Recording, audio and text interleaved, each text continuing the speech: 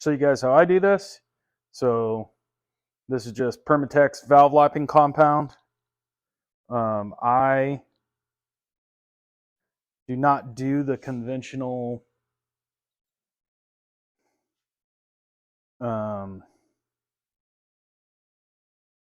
whirly do with the hand that most people do.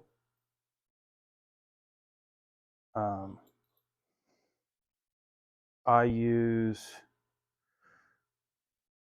my drill, and I have had extremely good luck with it.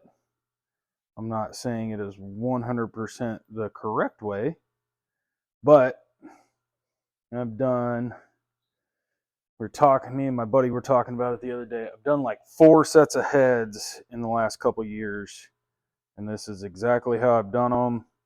And they are all on running, driving vehicles that don't have any issues. And so I'm just going to continue doing them this way, because it doesn't seem to be much of an issue. And I am just prepping 2 cylinders. That's all I'm doing.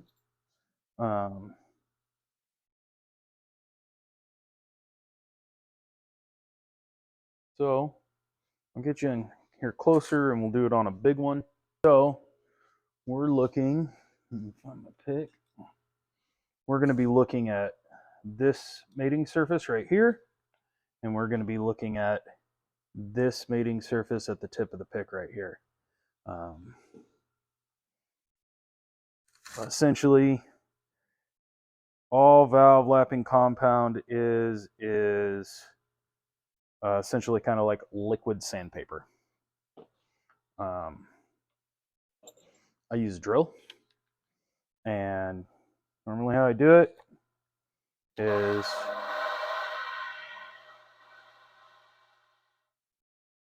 I'll do about the same amount of seconds in forward as I do reverse.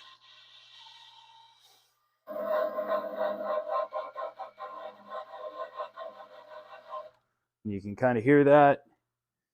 It's just sanding. Now it's kind of what it's doing. And then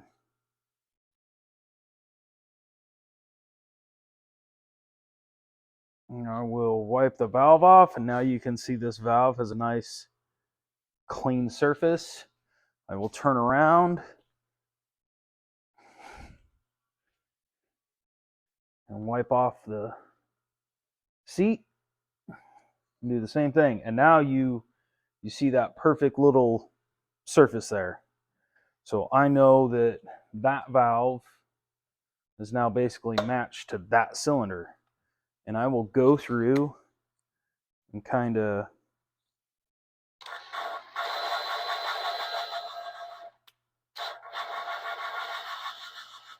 when I do this, I'm kind of wiggling the drill.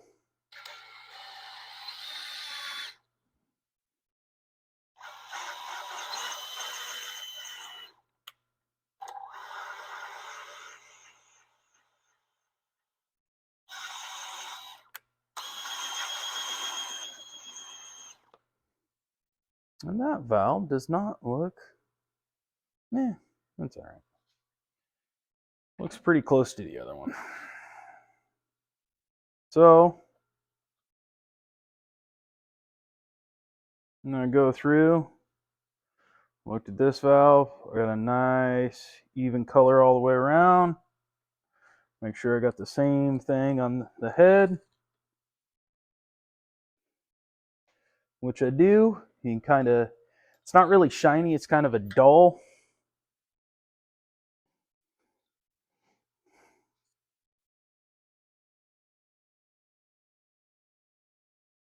It looks clean, but it's not really, it's a dull color. It's not, it's kind of like a matte silver rather than a gloss, shiny silver. And that's pretty much how I do these. They don't take a whole lot to do them. I'm not running the drill real fast. I'm not trying to beat it in there or anything. I'm just trying to clean everything up. And normally I will take valves, especially that carbon buildup or anything like that on them, and I'll go hit them on a wire wheel before I even start this, and I'll clean up everything. But these valves don't look bad. It doesn't look like I'm really gonna have any issue with them. They're extremely clean, so I'm not super worried about any of that. That one looks good.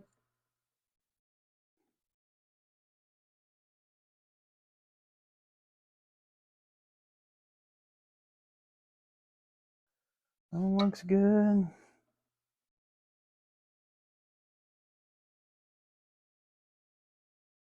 Nice same mark all the way around. And that's pretty much how I do this, so it's nothing real super scientific. I will show you how, like, the old school way of doing these, I guess, and what people say to do, which is kind of hard with newer style valves that aren't like factory valves, because that's what you're supposed to do. But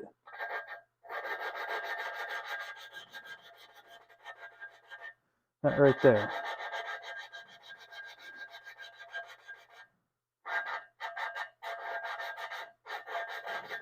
you put just enough pressure on it to do it, and then you pull it out and you check it,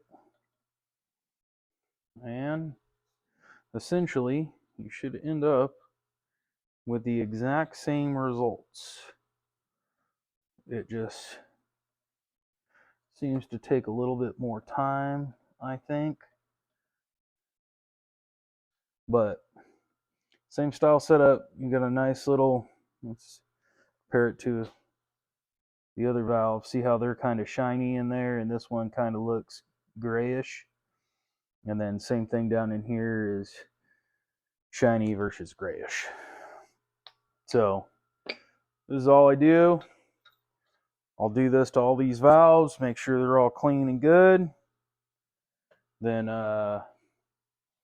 finish cleaning up the combustion chambers afterwards, because I'll end up cleaning all this out with brake clean, making sure there ain't nothing down in there. And then and here's one that you can see all the little imperfections on it. It's kind of, it's bumpy. It's not smooth.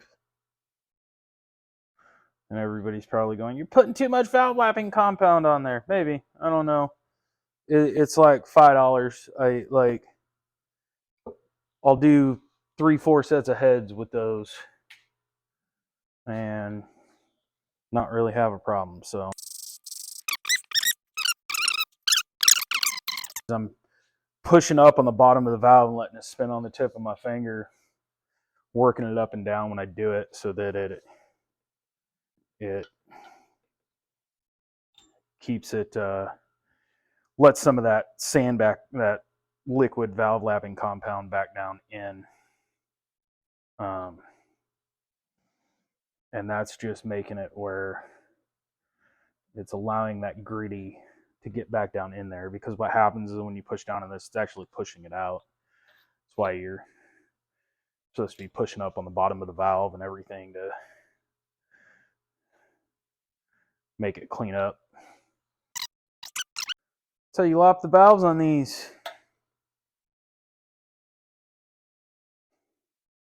So now I have all those in, I'm going to leave them.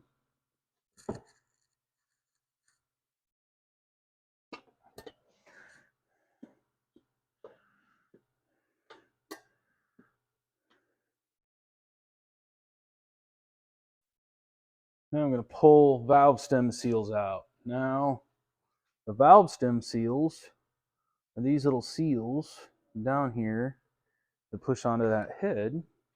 Let me just grab these. with these, which I can. Yay. And these are all the same.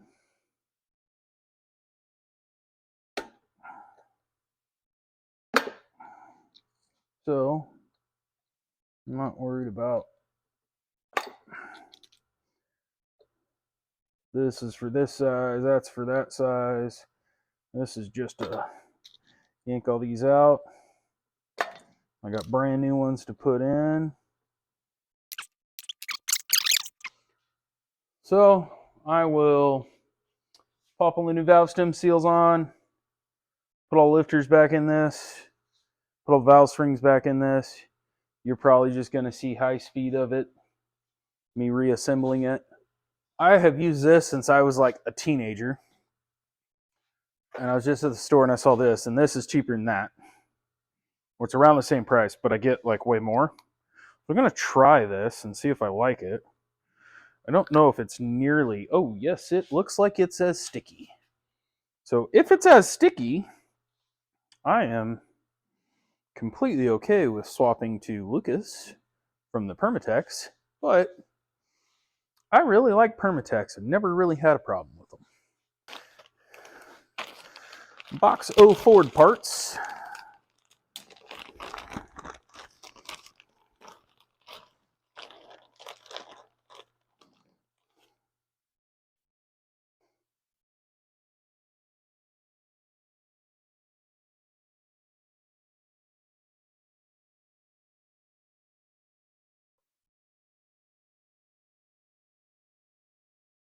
So when I drip this down in there, I try to get it in the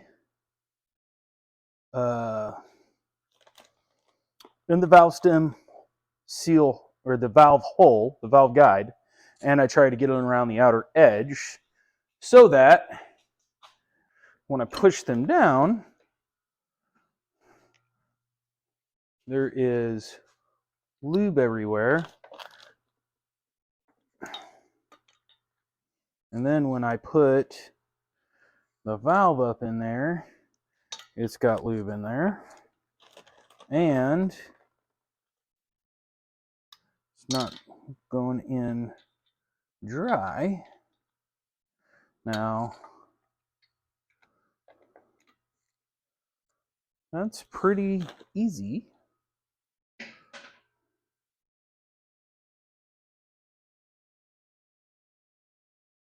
This stuff is pretty sticky. I may have swapped. I do like Lucas products.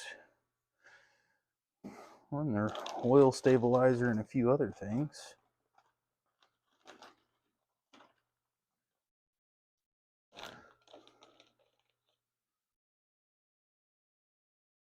But that little bottle is $5. And the big bottle is $8. So, let's see, this is 8 ounces. And this is 4 ounces. So literally I get twice as much for not twice the price. And I've noticed a lot of people started using that Lucas, which is why I picked it up, because I was kind of wondering, you know, what the little fussiness was about.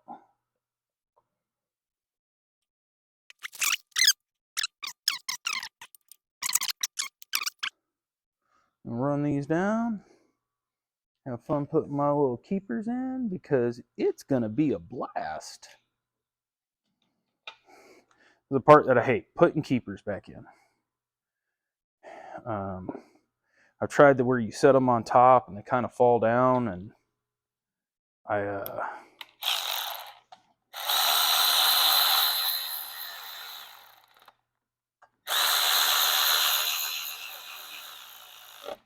on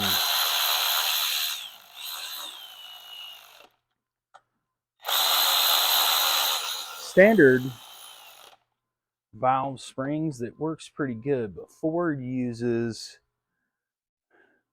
a double lock on it. I don't know if you can see that real easy. There's 2 locks on it, and I've had it where, because of those 2 locks, it kind of kicks them out, and it ends up kicking them too far, and then they fall, and then you're trying to fish around for them anyways. So I kind of just got to the point where I use grease, which is like old school trick, where I use small needle nose pliers. Which is probably what I'm going to do right now, if I can find a pair. There they are.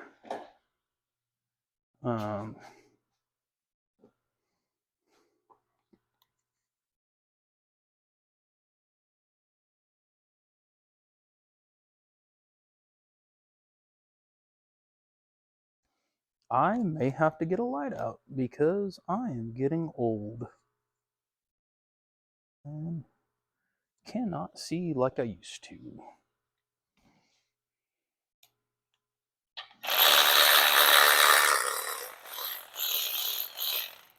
Just like that.